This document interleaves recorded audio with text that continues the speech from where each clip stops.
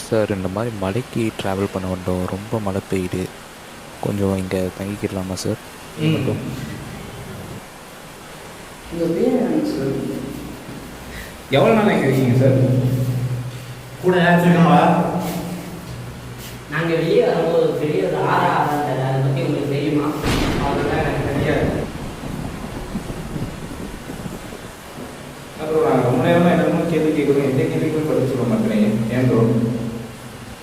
நாங்கள் இந்த மாதிரி மலை மேலே ஒரு ஊருக்கு போயிட்டு இருக்கோம். அந்த ஊர் பேர் கூட ராஜபுரம்னு வரும். அதை பற்றி உங்களுக்கு ஏதாவது தெரியுமா?